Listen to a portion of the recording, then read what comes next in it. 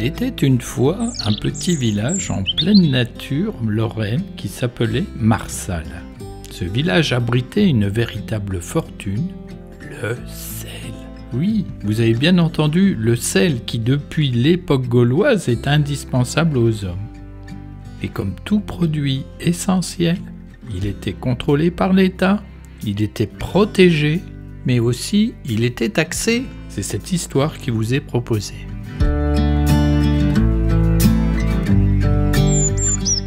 Marsal, un petit village en pleine nature, à 60 km de Metz, 40 km de Nancy.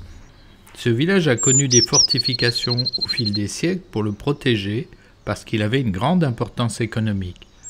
Ici, vous découvrez la porte de France, la porte d'accès principale, dans laquelle le musée du sel est aujourd'hui installé.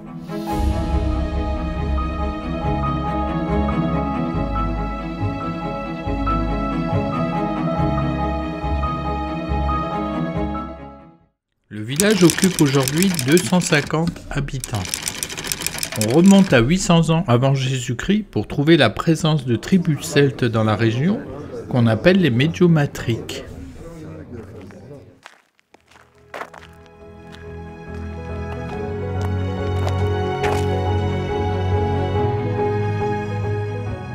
Pénétrons dans la première salle du musée. Nous y sommes. Essayons ensemble de comprendre ce que représentait le sel. Pour faire une comparaison, l'importance du sel hier, c'est l'essence aujourd'hui.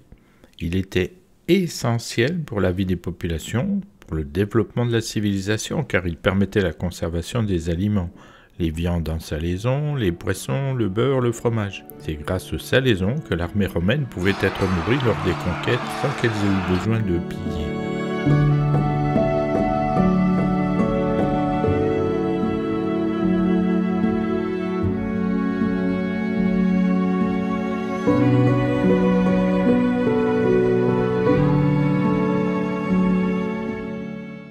Les soldats romains étaient payés en rations de sel. Cela se dit salarium en latin.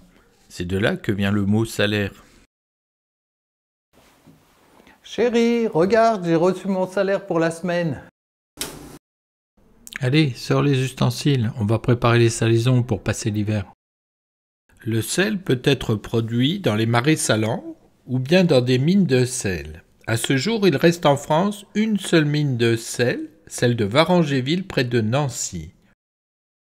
Pour Marsal et toute la région du Saulnois, de l'eau souterraine s'enrichit du sel déposé en profondeur et ressort en source salée, ou encore il était extrait par des puits. C'est cette eau salée qui a été exploitée durant la Gaule, l'époque romaine, le Moyen-Âge et jusqu'au XIXe siècle. Les étapes de la production étaient simples. L'extraction, l'enrichissement de l'eau chargée en sel. Le processus se poursuivait par l'évaporation de l'eau chauffée dans des fourneaux à fond plat.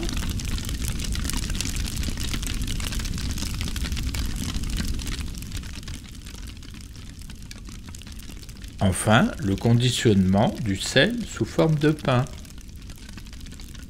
Pour comprendre l'évaporation, imitons le fourneau. Chauffons, chauffons, chauffons. Voilà, c'est prêt. À table! Le sel était indispensable au développement de la civilisation. C'est pourquoi les dirigeants en avaient le contrôle et le monopole. Le roi de France, au XIVe siècle, crée une taxe qui devait être temporaire, appelée la gabelle. Cette taxe, totalement impopulaire, n'a définitivement disparu qu'en 1945.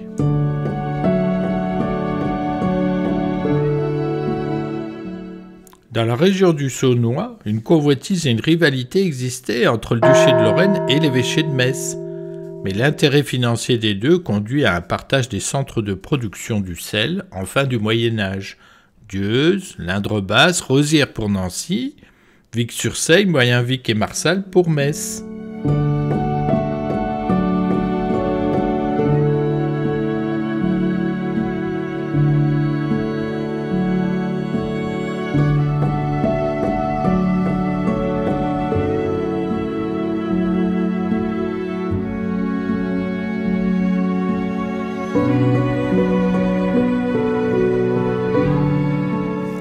Allez, laissons le temps s'écouler jusqu'en 2020.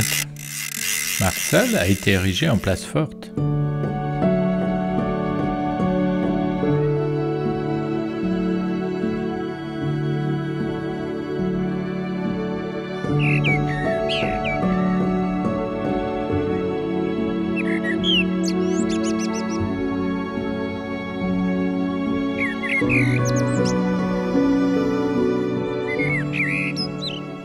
On trouve, comme ici sur cette image, la trace des remparts qui avaient été renforcés au temps de Louis XIV.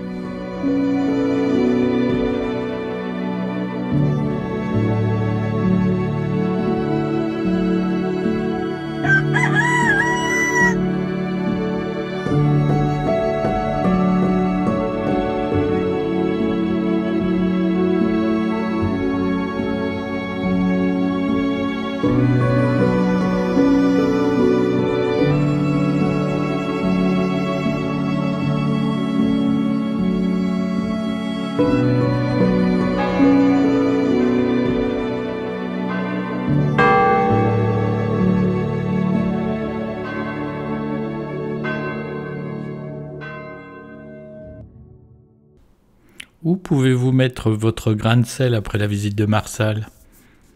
À l'étang de l'Indre, situé à 13 km de Marsal. Voyez vous-même l'intérêt? Cela se passe de tout commentaire.